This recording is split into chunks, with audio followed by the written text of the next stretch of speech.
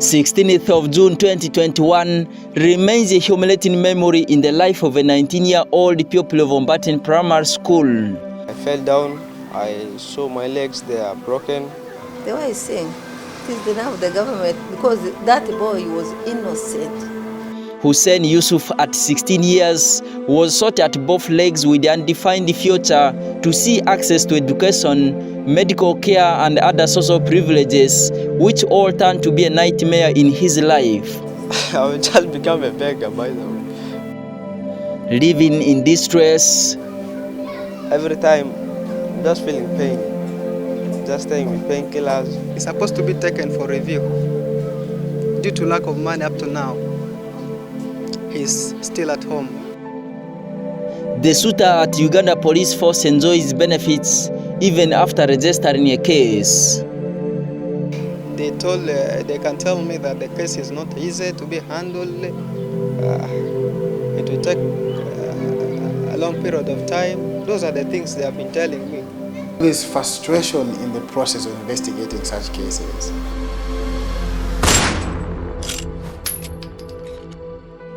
For over 3 years now in Oyoze cell, Pangisha Ward, Arua City Central Division, Hussein Yusuf, an orphan, now 19 years old, has lived his life on crutches with one leg amputated and the other reinforced with artificial bone after he was shot at both legs by a security officer whom by then we are hunting for a suspected motorcycle thief along Terego Road in Arua City. That boy was innocent. As we visit Hussein at his place of residence in Arua City, it is not a story as usual, as life turns to be hard with a lot of pain experienced by this young man. Hussein has since then been deprived of his rights to education as he faces challenges in getting back to complete his primary education, access quality medical care, socialization and among others due to financial challenges. Hussein, who was on that fateful day performing ablution for 1 p.m. Juma prayers at his brother's workplace near Arua Primary School in Arua City, says he saw the officers chasing the suspect but never had in mind that he was going to be shot at. It was on 16th of June 2021. I was learning to repair phones at my brother's workshop at Arua Primary. Actually, I was inside. We were about to go to prayers. I came outside. I was making ablution. I don't know what is going on. I just feel some vibrates in my legs. And I fell down. I saw my legs, they are broken. I saw some guys, they ran with guns, but I don't know them. So some 2 guys, they come with one, the other one is with the bike, the other one took me, he put me on the bike, then they took me to hospital.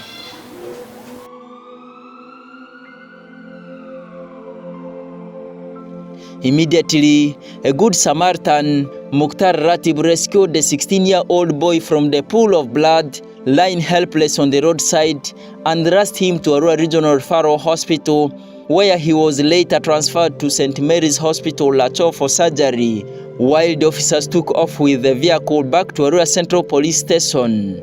Hussein's one leg was amputated and the other reinforced with artificial bone. When after shooting that gun, then the gun came, knocking this kiosk. After knocking kiosk, then he just passed direct. Then that brother standing there. After that, then the gun went and shoot those 2 legs all. Then there I just started to run. When I saw that policeman, just coming from up there, and then he's just coming from down here. Then I started running from down there. Then from there, when now he passed and he went from this side, then I did what? I started to come. I reached near here, and then I found that this brother just lying down here. He started to cry, my leg. He started to cry with the name of the brother. So from there I did what? I just came, I carried him, I called the border guy, came and pick us, we just go to the hospital. Hussein identified the officer as Oyoze Quinto, then in charge of the field force unit at Arua Central Police Station. When I reached at hospital, my brother told me the guy's name, and for me, I met the guy at the Lacho hospital. At the Arua hospital, I did not see him there. His name was Oyoze Quinto. Hussein's narration is the same as the testimony of his brother, Hussein Yusuf, who is operating a phone repair shop along Terego Road adjacent to Arua Primary School in Arua City. When I was trying to come back to where he was admitted, immediately I got a phone call from Oyoze Quinto before reaching the hospital that I should first reach him, which I did. When I reached him, he told me everything. That he told me like he's the one who shot the boy, and it was accidental. That's according to him. So it has happened. There is nothing he can do. It is his burden. Twaha Idi, an eyewitness, testifies that Hussein was innocently shot by the police officer Oyoze Quinto, who were using a Toyota Premio, not dressed in police uniform. Amukiyil from Kokoru, Usube, Yokori, Njoki Ovadi Bengwa, Daktaria, I nekidini, Badi Kinga, Chimorkaberi, Ada Bad Lekita, Badi Ki BP, Lakin Badi Fiki Morka Malia, Pirmo, Morkada Pirmoni. Fikimbo Pirmo Maria Pakira. Mariam Swalim, another eyewitness, a businesswoman dealing in milk, who survived being shot at by the bullets, recounts the unfortunate incident on that day. It came abruptly 3 times. The first bullet which hit the boy, it hit my chair, which I was seated on. Then I walked up. It hit behind me. Then it catch the leg of that boy. From there is another 3 bullets which started my kiosk. So by the time when I was inside serving customer, I started hearing those things like a sound that was very heavy. Customers also were seated eating. They started to run out. So I saw that man also passing. I get scared. I thought I get scared. Even people started running, coming to see this boy, others running away. It was a very, what? People were afraid. They were saying, it is now the government, because that boy was innocent. He was not the incident of the whatever. So it is the government now to look for the solution. Hussein's family since then registered a case of attempted murder by shooting against Officer Oyoze Quinto, then in charge of Field Force Unit at Arua Central Police Station under SD reference 54/16/06/2021, which has never proceeded to court to prevail justice for Hussein. Hussein Yusuf, who registered the case on behalf of the family, explained that police officers in the Criminal Investigation Department have never given a clear reason for the delayed sanctioning of the file. He believes that the officers fear to investigate and prosecute their own in the courts of law. There is no genius reason which was given to us. According to my understanding, those people just want the matter to be settled there before reaching to some extent or some level. Because by the time I was expecting the file to reach to some level, the file is still in the same office. They can tell me that the case is not easy to be handled. It will take a long period of time. Those are the things they have been telling me. I want him to face justice. After opening a criminal case at Arua Central Police Station against the officer without any agreement, Oyuru Quinto made a gesture with the 4 million Ugandan shillings to St. Mary's Hospital, Lacho, to support the family to pay part of the medical bills. This was equally reflected in a report dated 30th May 2022, authored by the Uganda Police West Nile Headquarters, advised by the resident state attorney Arua, where they described the incident as a gun accident, meaning shooting without intention, and they dropped the charges against the shooter, Oyuru Quinto. The family insists that Oyuru Quinto, on reaching the hospital, made several verbal promises of supporting family with the medical bills, compensating the boy, and ensuring he continues with his education. This turned to be a way of cooling down the temper of continuing with the case, with hopes that all will be fine. However, no more support was extended to the family to help Hussein. When we try to contact him, he normally speaks lies. At times he can pick whatever he's telling you, he cannot fulfill. So from there I think the way I've seen, there is no sense there now. It's like we are trying to disturb him.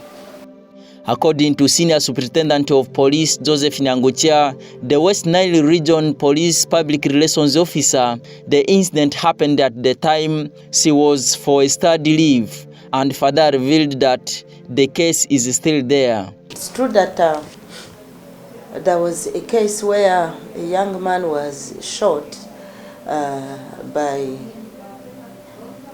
I can't tell how he was shot really, but maybe it was either stray bullet which got this person in the process of conducting operations. I can't really tell because that time I was not around, but I'm told there's a file of shooting of a person which occurred in 2021, and immediately the case was registered, and there was some kind of compensation paid to the victim of that incident, and I'm told about 4 million Ugandan shillings was given for treatment to the victim of that incident.